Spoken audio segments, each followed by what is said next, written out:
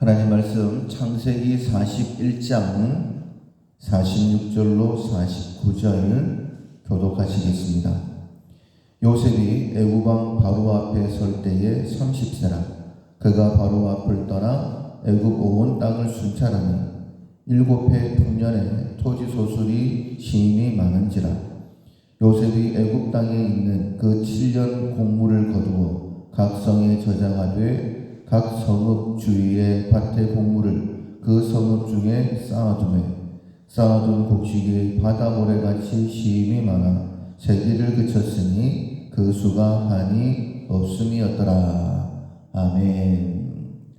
선한 청지기가 된다라는 제목으로 함께 두 번째 말씀을 듣도록 하겠습니다. 6월 우리가 훈련하고 있는 품성은 자원선용입니다.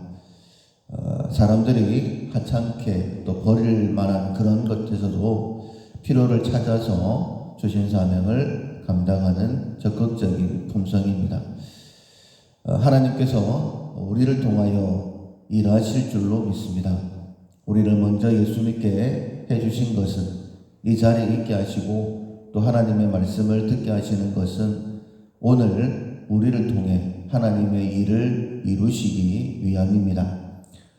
그렇다면 하나님께서 나를 어떻게 사용하실까 기대를 가지고 하나님의 인도하심에 더 귀를 기울이는 우리가 되어야 됩니다. 하나님은 선한 목자이시죠. 그래서 우리로 하여금 부족함이 없는 삶을 살게 하십니다. 그러나 우리가 알고 있는 것처럼 경험적으로 또 알고 있는 것처럼 언제나 좋은 일만 있는 것은 아니죠. 힘들고 어려울 때도 있습니다.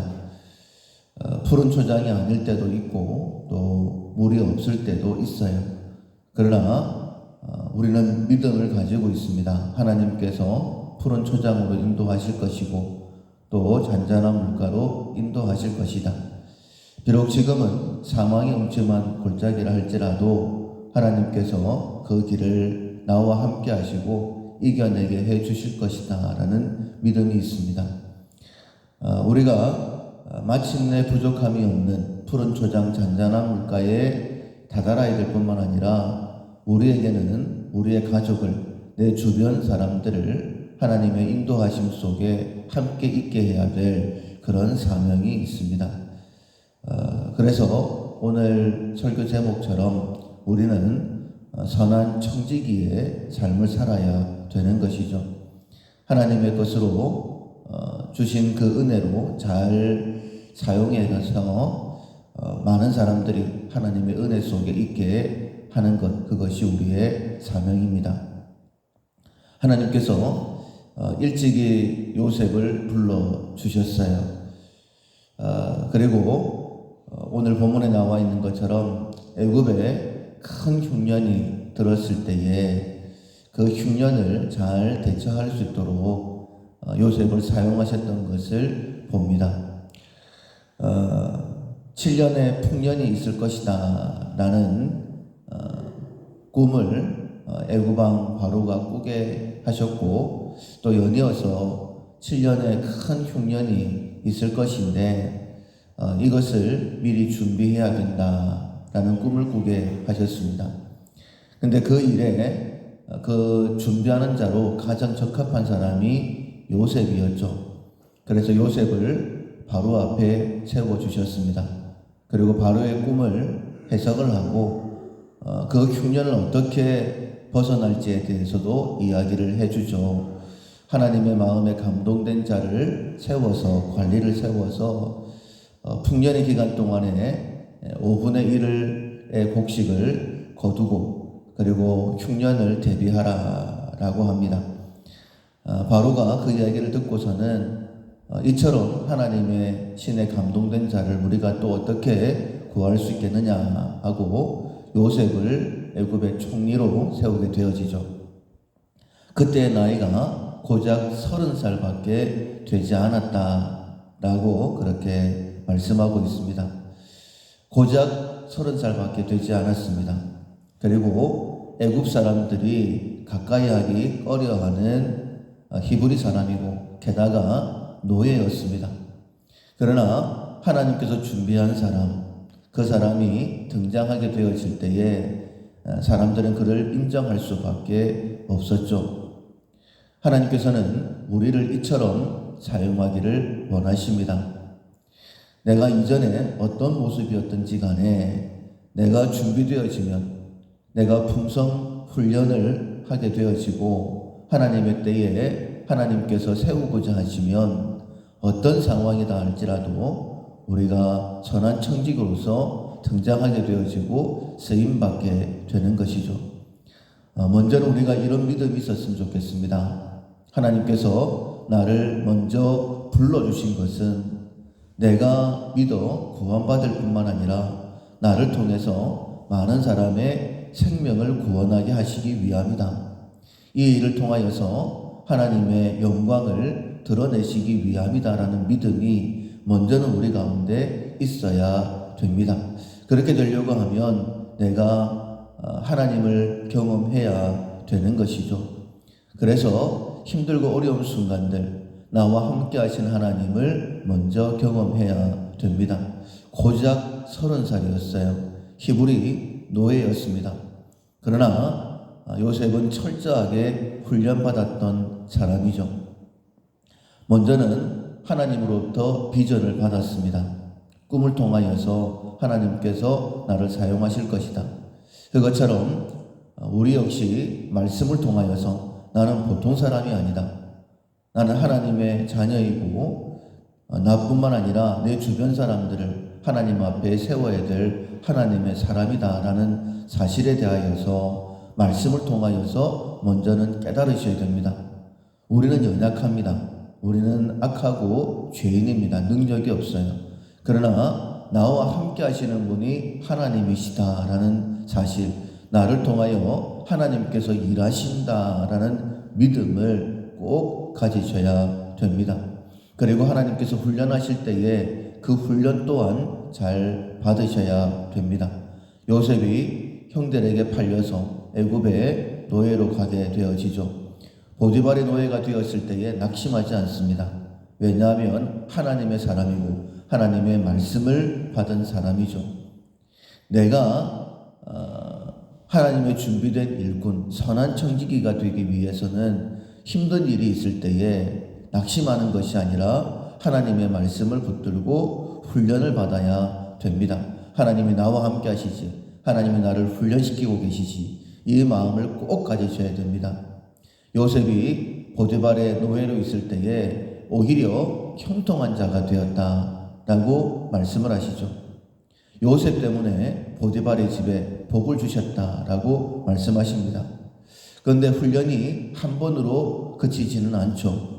훈련이라는 것은 여러 번 그 사실을 내가 받아들일 때까지, 또 내 몸이 거기에 적응할 때까지 훈련은 계속되는 것이죠. 억울하게 누명을 쓰고 감옥에까지 들어가게 됩니다. 근데 거기서도 요셉은 낙심하지 않습니다. 최선을 다했고 충성을 다해서 간수장이 감옥의 모든 일을 요셉에게 맡기게 되었던, 그때도 역시 요셉이 형통한 자가 되었다라고 말씀하고 있습니다. 상황적으로는 형통한 것이 아니에요. 그러나 형통하다라고 말씀하실 때는 적어도 요셉이 낙심하지 않았다는 것입니다. 하나님의 인도하심을 믿었다는 것이고 하나님께서 나를 선한 일꾼으로 청지기로 사용하실 것이다라는 기대가 있었다라는 것이죠.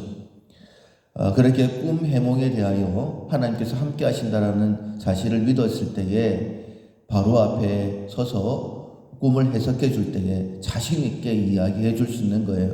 하나님께서 이 일을 확실하게 이루실 것입니다. 왕이 2번 꾼 것은 하나님의 확실한 계획입니다라고 이야기해 줄 수 있었던 것입니다. 사랑하는 성도 여러분, 하나님께서는 우리를 사용하여 우리 가정을 세우기를 원하시고, 우리를 사용하여 밀라교회를 세우시고, 더 나아가서 밀라교회를 통하여 이 지역과 부산과 한국과 열방을 세워가기를 원하십니다. 그렇게 되기 위해서는 내가 선한 청직이다, 하나님께서 내게 있는 모든 것을 통하여서 일하기를 원하신다라는 믿음을 가지십시오. 그 믿음을 가지기 위해서는 오늘 훈련을 잘 받으셔야 됩니다. 훈련된 선한 청지기가 되어서 요셉이 7년 흉년을 앞두고 7년 풍년 동안에 곡식을 준비하여 사분합반해야 만민의 생명을 구원하는 자가 되었던 것처럼 힘든 순간에 낙심하지 아니하고 주신 사명 감당하여서 많은 사람의 생명을 살려낼 수 있는 그런 우리가 꼭 될 수 있기를 주님의 이름으로 축원합니다. 아멘. 찬송가 435장 나의 영원하신 기업 435장 찬양하시겠습니다.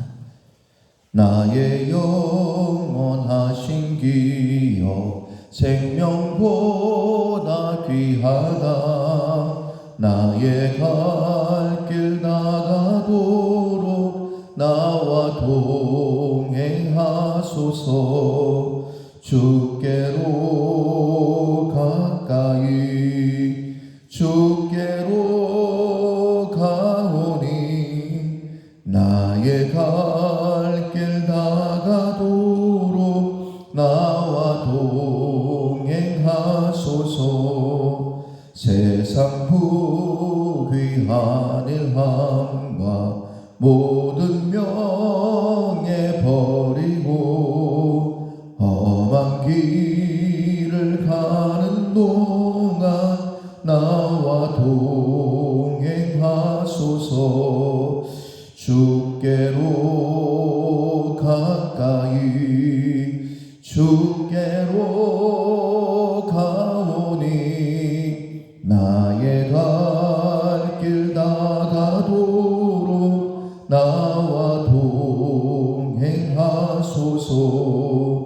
어두운 골장 지나가며 험한 바다 건너서 천국문에 기르도록 나와 동행하소서.